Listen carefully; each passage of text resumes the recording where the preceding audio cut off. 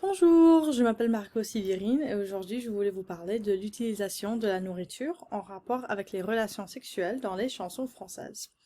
En particulièrement, je voulais parler de la chanson Les Sucettes par Serge Gainsbourg et Moule frites par Stromae. Alors, pour commencer, pourquoi la nourriture? Pourquoi est-ce que la nourriture est un symbole et un métaphore? Alors, la nourriture était toujours utilisée comme un symbole pour décrire quelque chose, en particulièrement en décrire le sexe. Euh, on explique que certains aliments sont considérés comme sensuels pour leur apparence, leur texture et leur goût. Alors c'est évident qu'on utilise la nourriture comme un symbole et comme un métaphore parce que c'est plus facile à décrire l'acte sexuel avec la nourriture, c'est beaucoup moins explicite si tu fais ça. En contraire, si tu disais clairement ce qu'il faisait peut-être un artiste. Alors c'est pour ça qu'on voit certains actes sexuels sont décrits dans les chansons via l'utilisation de la nourriture. Comme ça, ce n'est pas aussi explicite. C'est plus facile à entendre et plus de gens peuvent l'écouter. Et ça va être très apparent dans ces deux chansons, particulièrement la première, Serge Gainsbourg, Les Sucettes. Alors, cette chanson, créée en 1966 par Serge Gainsbourg qui était chantée par France Gall, c'est une chanson d'une fille, Annie, qui aime les sucettes. Alors en fait, on voit que les sucettes, c'est un métaphore pour un acte sexuel. Et dans la chanson, c'est très clair, on voit les paroles ici. Les sucettes à l'Annie d'Annie donnent à ses baisers un goût anisé. Lorsque le sucre d'orge parfumé à l'Annie coule dans la gorge d'Annie, elle est au paradis. C'est quelque chose qui est très clair, très bien, mais on peut voir que c'est un peu sensuel, que c'est aussi sexuel.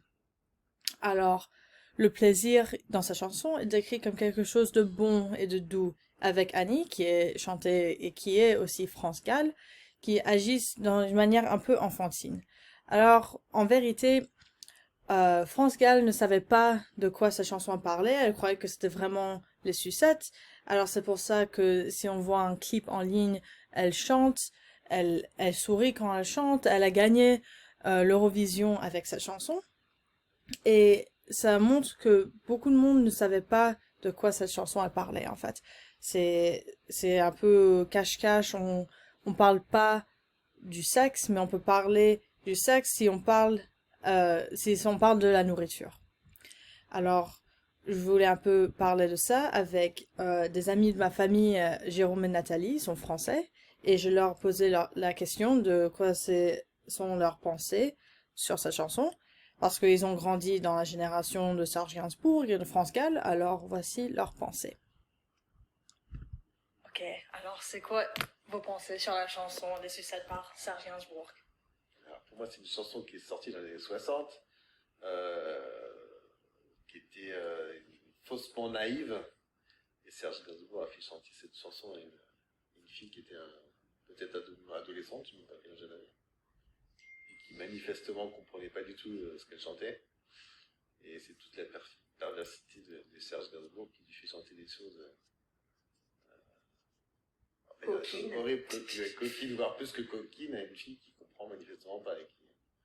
Et qui n'est pas la seule à ne pas comprendre, puisque elle a gagné l'Eurovision avec cette chanson. Donc, personne n'a, à ce moment-là, fait le rapprochement entre le côté sexuel de la chanson et naïf, bon enfant.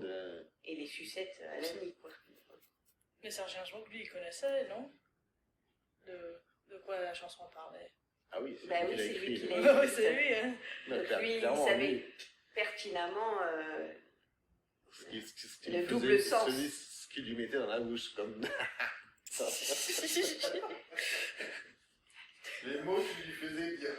Et le double sens qu'il y avait dans sa chanson, ça c'est sûr. Et je pense qu'il en a bien ri.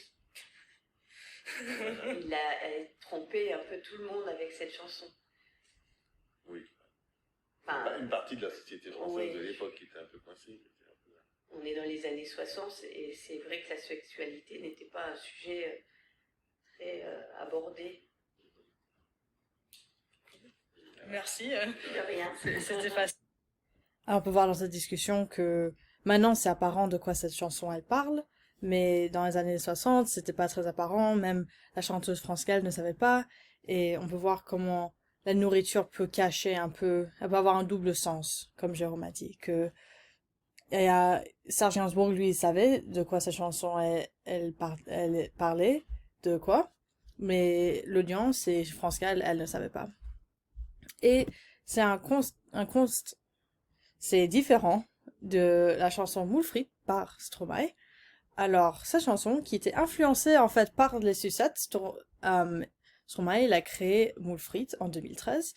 Voici dans un interview qu'il a fait après la sortie de cette chanson.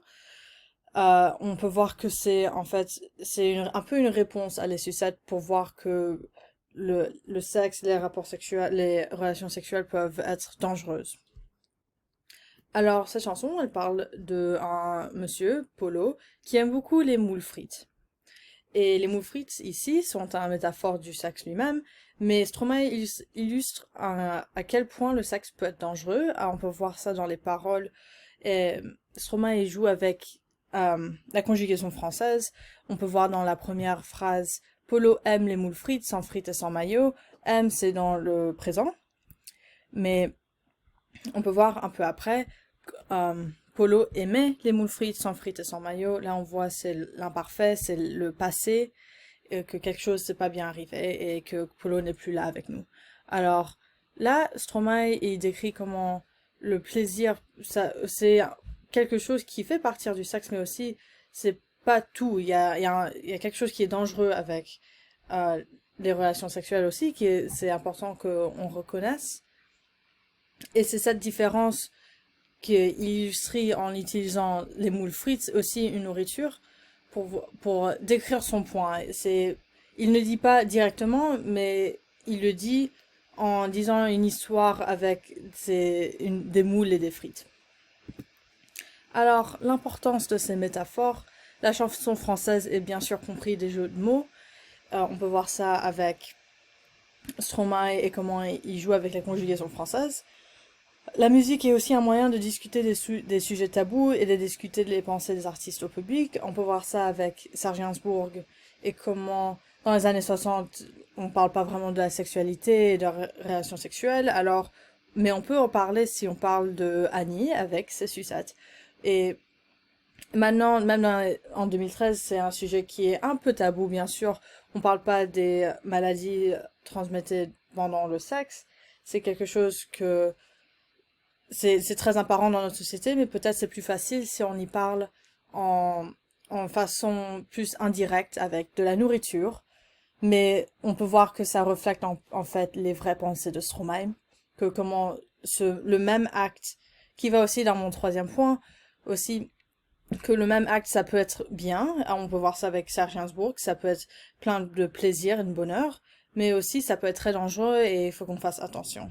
Et c'est pour ça que c'est cette importance de ces métaphores, ça aide à l'audience et au public de penser plus profondément à des chansons et pour voir les doubles sens et pour voir comment l'histoire de la société et le contexte, ça devient le contexte de sa chanson et c'est important à comprendre c'est quoi qui va dans cette chanson pour voir pourquoi les artistes y parlent de ça.